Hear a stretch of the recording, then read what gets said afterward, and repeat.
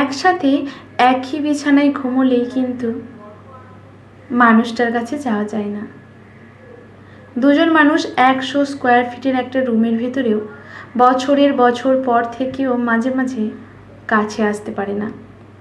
আমি এরকম বেশ কিছু দম্পতিকে চিনি যারা বহু বছর পরেও সংসারের মানে বুঝে উঠতে পারেনি। সংসার করতে করতে একসময় মানুষ ধরে নেয় একই বালিশে ঘুমানো, একই টেবিলে খাওয়া, একই রুমে ঘোরাঘুরি করা, আর মাঝে মাঝে সঙ্গমে অংশগ্রহণ করাটাই সংসার। ব্যাপারটা কি আসলে তাই? তাহলে কিছু সংসার কখনো টিকে না কেন? তারাও তো একই বিছানায় ঘুমায়, একই টেবিলে খাবার খায়, একজন অন্য জনকে সঙ্গমে কোঅপারেট করে, তবুও সংসারগুলো ভাঙে কেন? তুমি একটা মানুষের সাথে আছো, পাশে আছো, চোখের সামনে আছো, তবুও মাঝখানে একটা দূরত্ব থাকে। এই দূরত্বটা অন্যরকম, বলা যায় না, বোঝানো যায় না, সহ্যও করা যায় না। কারো বুকের ওপর শুয়েও মাঝে মাঝে নিজেকে একা লাগে। দাম্পত্য জীবনে আমি আসলেই কি চাই? সবাই চায় যা যা সবাই করে, আমি সেটাও চাই, যেটা অনেকেই করে না। সংসার মানে আসলে অভ্যাস। এই কনসেপ্টটা থেকে আমরা কেন জানি বের হতে পারি না। অভ্যাস অবশ্যই, তবুও কি সবই অভ্যাস? নতুন কিছু কি থাকে না? আমরা একই ছাদের নিচে থাকি, অথচ কখনো একসাথে আকাশ দেখি না। কখনো সমুদ্র পাড়ে বসে কফির মগ হাতে নিয়ে নির্ভরশীলতার কাঁধে মাথা রাখি না। আমরা কখনো জিজ্ঞেস করি না তুমি কেমন আছো, তোমার মন খারাপ কেন? আমরা হাত ধরে না বসে থাকি না। আমরা সঙ্গম ছাড়া একজন অন্যজনকে জড়িয়ে ধরি না। আমরা বুঝি না আমার সমস্ত সময় তার সাথে কাটানোর পরও তাকে সময় দেওয়া প্রয়োজন। আমার শরীরের দিক থেকে কাছে আসি রোজ রোজ, অথচ আমাদের মনের দূরত্ব বেড়ে চলে।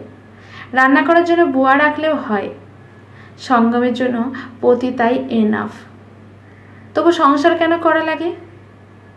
সংসারের ডেফিনেশনটা শুধু নিঃশ্বাসের আর্দ্রতা অনুভব করার মাঝে সীমাবদ্ধ না, এর বাইরেও অনেক কিছু থাকে। আমি একা, তুমি একা, আমরা একা, প্রচণ্ড রকমের একা। একই বিছানায় নগ্ন শরীরের ওপরও একা। সঙ্গম শেষেও আমরা একা, অথচ দিন শেষে আমার একটা আশ্রয় প্রয়োজন হয়, একজন মানুষ প্রয়োজন হয়, একটা ব্যক্তিগত নির্ভরশীলতার জায়গা প্রয়োজন হয়, সমঝোতা প্রয়োজন হয়, কারো কণ্ঠস্বরে আমার জন্য একটু গভীর ভালোবাসা প্রয়োজন হয়, একটা পবিত্র স্পর্শ প্রয়োজন হয়।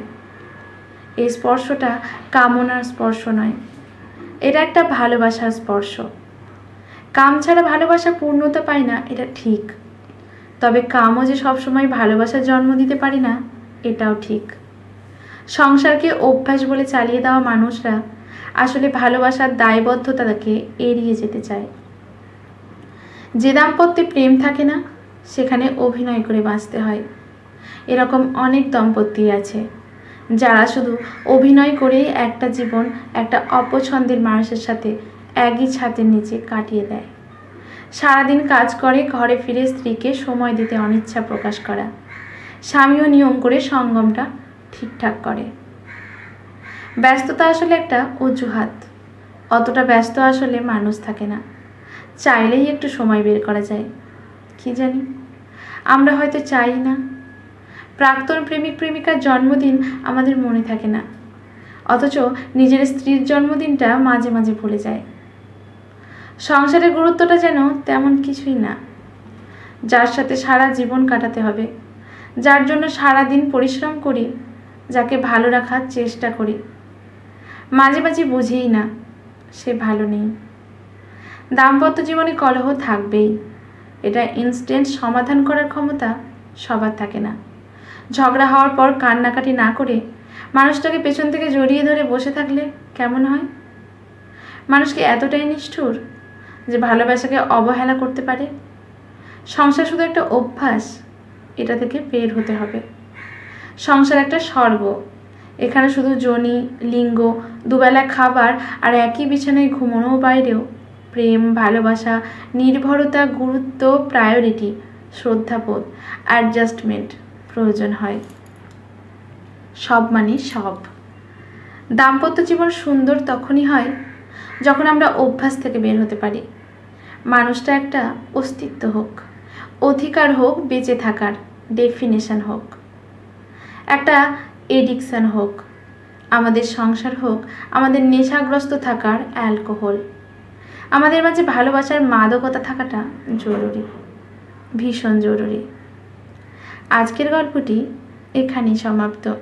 ভালো লাগলে লেখকের প্রতি শ্রদ্ধা জানিয়ে একটা কমেন্ট করে যাবেন, লাইক শেয়ার করে পাশে থাকবেন এরকম নতুন নতুন গল্প পাওয়ার জন্য।